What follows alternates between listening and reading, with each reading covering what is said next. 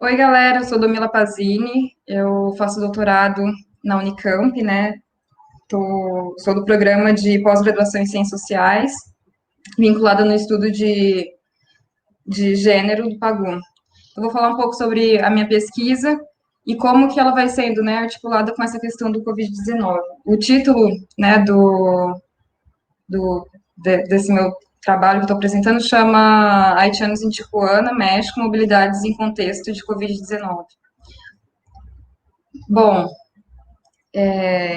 esses haitianos, né, que eu estou fazendo pesquisa, né, que moram em Tijuana, são haitianos que estavam no Brasil, né, vieram para o Brasil a partir de 2010, e em 2016 começaram a sair daqui, né, no meio das crises, da crise econômica que estava tendo, crise econômica, crise política, eles começaram a sair.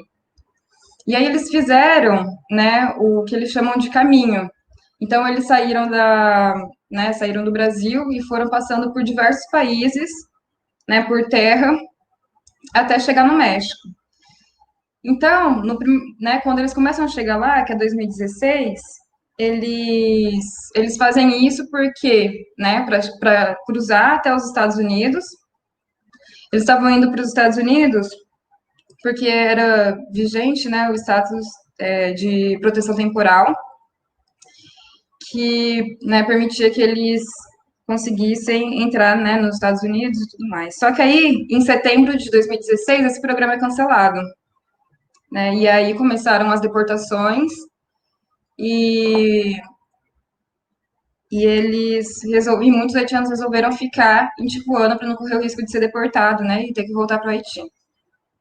Então, como tinha, né, esse programa nos Estados Unidos, quando eles chegavam na fronteira sul do México, eles recebiam um documento que permitia que eles cruzassem o país, né, cruzassem o México com meios,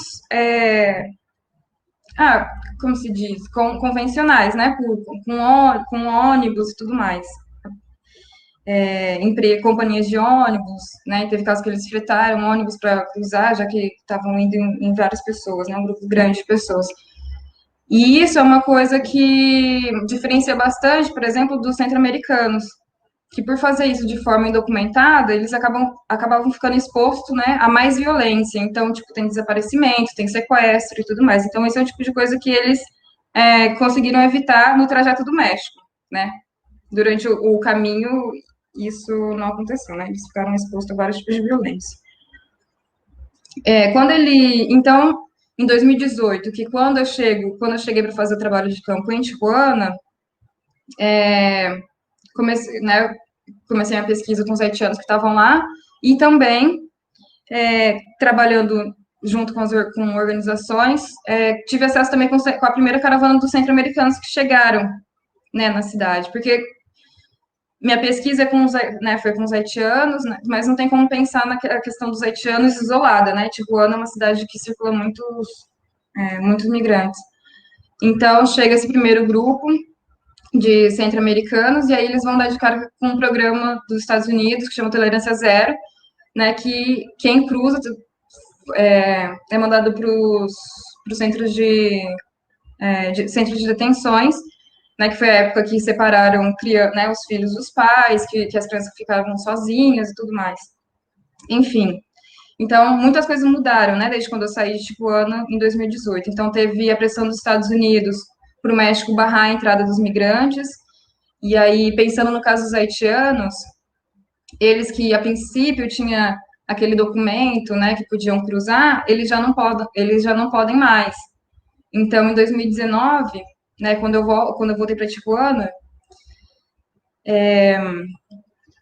e conversei com algumas pessoas que eu já tinha, né, que eu já vinha conversado desde 2018, e eles estavam falando que as pessoas que eles conheciam, familiares e tudo mais, eles estavam chegando e estavam ficando presos no centro de detenções, lá no sul do México. E aí, o que acontece, né, no decorrer do ano de 2019, o México criou, né, com essa pressão de barrar a entrada e tudo mais, criou as guardas nacionais, né, que com o discurso de garantir os direitos, eles acabam fazendo perseguições aos migrantes. Né? Então, por exemplo, em Tijuana, como que isso afetou? Né? Muitas pessoas que estavam circulando no centro da cidade, pararam de circular porque eles falaram, bom, agora eu tô com medo de circular e de ser pego pela Guarda Nacional, né? Tem a questão racial, porque os haitianos, né, é a população negra, os haitianos e os africanos são a população negra de Tijuana, porque ela, né, é uma cidade que não tem muitas pessoas negras, então eles são facilmente reconhecidos, e aí, então tem essas paradas da Guarda Nacional, e aí eles tentam parar de circular para evitar, né, ser detido. E teve casos, né, de que a Guarda Nacional, junto com a migração, entrava são como, tipo, um lugar que tem várias casas, então eles entraram, abriam, pediam documento de todo mundo, e quem não tinha documento era detido, né? Então, outra coisa que aconteceu também em 2019, né, que eu vi, né, de diferente lá em Tijuana, é o programa que chama MPP, né, que é Protocolo de Proteção ao Migrante. Né, que é isso? As pessoas dão a entrada, né, ao pedido de asilo nos Estados Unidos, só que aí você tem que esperar isso no México. E aí, novamente, né, o discurso é de proteção, mas não oferece proteção nenhuma, na verdade.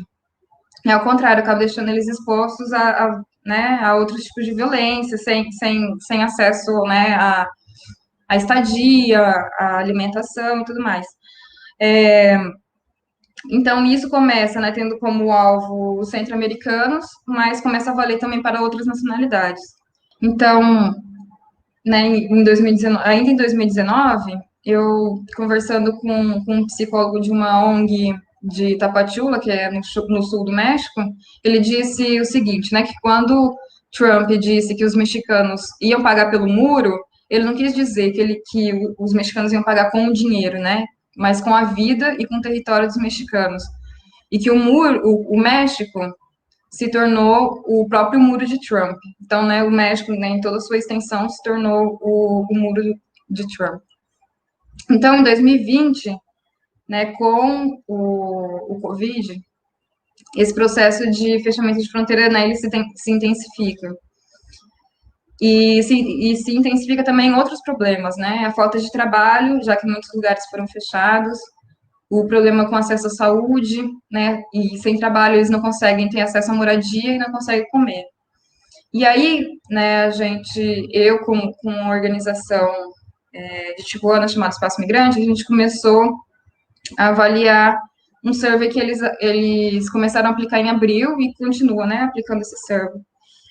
E a gente vê dois grupos principais, assim, de imigrantes, né, que são os que chegaram lá, que já estavam mais ou menos, né, estabelecidos, e os que estão chegando. E o problema, né, e essas questões perpassa, né, os dois grupos, né, a questão do trabalho, o acesso à saúde e dificuldade. Então, tipo, a dificuldade de acesso à moradia, tanto na questão de conseguir pagar o aluguel, como também, tipo, falta de albergue e tudo mais, pensando que, né, nesses lugares que tem os albergues já ficam mais difíceis de receber as pessoas, né, que estão chegando. Outro problema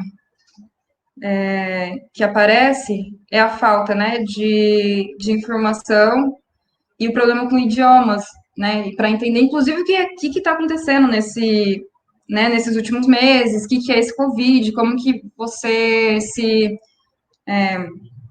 quais os cuidados que você pode ter. Então, por não ter, né, por Tijuana ser palco também, né, de chegada de não só de haitianos, mas de pessoas, né, vindo de vários países da África, então não tem tanto o acesso, né, às informações devido à questão do idioma.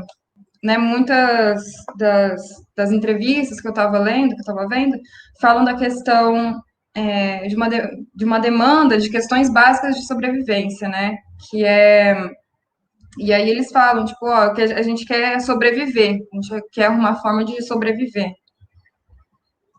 E, enfim, o meu interesse, então, né, em participar desse projeto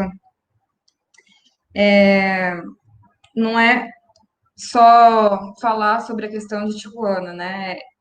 É falar sobre a questão de Tijuana, mas também um convite para pensar na situação dos imigrantes, né? De uma situação, de uma forma geral, sobretudo aqueles que ficam à margem, né, das políticas de ajuda de vários países nesse contexto do Covid. E, e além disso, né, pensar que não só é intensificado, né, os problemas, mas também as questões de racismo e xenofobia, né, com esses grupos, no que diz respeito também aos auxílios, né, ou a possibilidade de oferecer auxílios às comunidades migrantes.